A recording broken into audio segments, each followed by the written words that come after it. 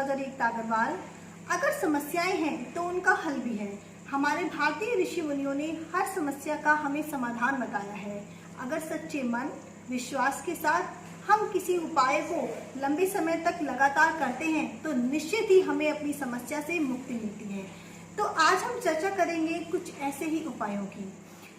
अगर घर में किसी भी प्रकार का कोई वास्तु दोष है तो इसका सीधा और सबसे पहले प्रभाव घर के मुखिया पर पड़ता है। परेशानियां कष्ट बढ़ जाते हैं। तो इसके लिए मैं एक उपाय बता रही हूँ, आप लोग नोट कीजिए।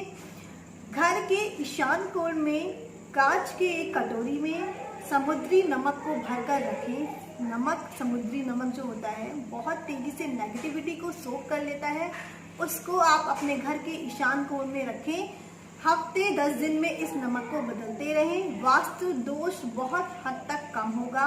दूसरा उपाय, घर का जो मुखिया है वो 7 मुखी रुद्राक्ष धारण कर सकता है। 7 मुखी रुद्राक्ष हर प्रकार के वास्तु दोष को खत्म करता है।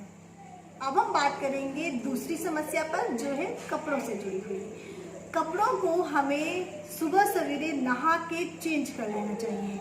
कुछ लोग ऐसे होते हैं जो बड़ी देर से नहाते हैं या देर से कपड़े चेंज करते हैं। ऐसा बिल्कुल भी ना करें, क्योंकि कपड़ों का सीधा संबंध शुक्र ग्रह से है। शुक्र ग्रह जो सभी ऐश्वर्य और भोग की वस्तुओं का कारक है। शुक्र ग्रह अगर आपकी कुंडली में मजबूत है, अच्छी कंडीशन में है, तो आपको बहुत इजीली सभी भोग की वस्तुएं प्राप्त होंगी और लक्ष्मी योग प्रबल होंगे। इसलिए कपड़ों को हमेशा साफ सुथरा अच्छे ढंग से रखें, अच्छे ढंग से पहने। कपड़ों में थोड़ा सा इत्र लगा लें, थोड़ा सा परफ्यूम लगा लें, फिर देखिए आपकी कुंडली में कैसे शुक्र ग्रह मजबूत होता है और आपको सभी भोग की वस्तुएं आसानी से प्राप्त होती हैं। अब हम बात करेंगे नजर दोष की। नजर दोष हरे भरे पेड़ पर अगर पड़ जाए ना तो वो भी मुरझा के बिल्कुल सूख जाता है। कुछ लोगों की नजर इतनी तेज होती है, तो नजर से बचाव करना बहुत जरूरी है। कुछ लोगों को नजर इतनी तेजी से लगती है कि वो तुरंत ही बीमार पड़ जाते हैं या उनके कार्यों में बहुत जल्दी बाधाएं आ जाती हैं। तो नजर दोष की समस्या से लिए अपनी कुंडली को एक बार जरूर दिखाएं। अपनी कुंडली के लग्नेश का रुद्राक्ष आप धारण करें। लग्नेश का रुद्राक्ष धारण करने से लग्नेश यानी कि आपका शरीर भाव, आपका शरीर मजबूत होगा, आपकी ऑरा स्ट्रांग होगी, आप पर नजर का प्रभाव बिल्कुल नहीं पड़ेगा। तो एक बार अपनी कुंडली दिखाकर अपने लग्नेश के रुद्राक्ष को धारण करके देखिए। अगर आपके घर में कोई ऐसा सदस्य है जो बहुत जल्दी बीमार पड़ जाता है या जब भी बीमार पड़ता है तो बहुत लंबे समय तक बीमार रहता है, ऐसे रोगी के लिए एक मैं आपको उपाय बता रही हूँ, नोट कीजिए। सोते समय एक कांच की कटोरी में समुद्री नमक को भरकर रोगी के सर के पास रखें। सुबह सवेरे उस नमक को उठाकर टॉयलेट में फ्लश कर दें। ऐसा आप 7-8 दिन लगातार करें, निश्चित ही रोगी को उसके रोग में आराम पड़ेगा। अब मैं बताऊंगी आपको एक बहुत ही चमत्कारी उपाय। तो करना क्या है, नोट कीजिए।